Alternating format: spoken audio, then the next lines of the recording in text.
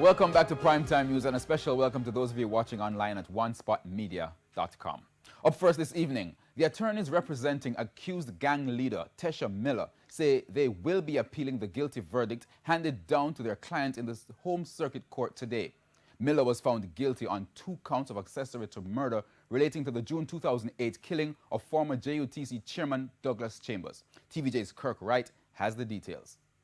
Tesha Miller, who was on trial for the murder of former Jamaica Urban Transit Company chairman Douglas Chambers, was found guilty with being an accessory before the fact and after the fact of the murder. The 7-member jury deliberated for a little over 3 hours before returning the guilty verdict. Miller is to be sentenced on July 9. His attorney, Bert Samuel, says things began going downhill for his client early in the trial based on how he was showcased in the media. That has designated him as the leader of the Klansman's gang, for which he's taken a lawsuit against a certain media house. Tesha Miller's attorney, Bert Samuels, says he's clearly unhappy with how the trial went and says his appeal will be swift. Already, he has named out the grounds under which he'll be making his appeal for his client.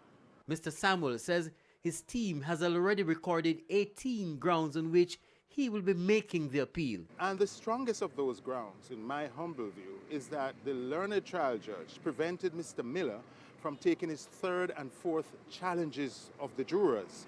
When we sought to exercise the 3rd challenge, she said that we were not permitted to do that.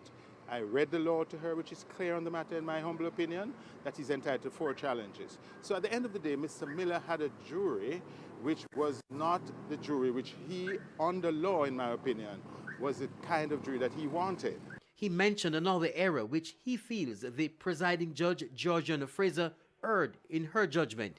The fact that the judge who, as it were, sentenced and reduced the main and sole witness of fact in this case is the same judge that did the trial, that's another ground of appeal that we're taking on, because a judge respectfully ought not to sit in a case that they have dealt with a part of it before. Prosecutors had reported that Mr. Miller ordered the killing of the JUTC chairman. A former member of the Klansman gang was called as the key prosecution witness and shed light on the plot to kill Mr. Chambers. Kirk Wright, TVJ News.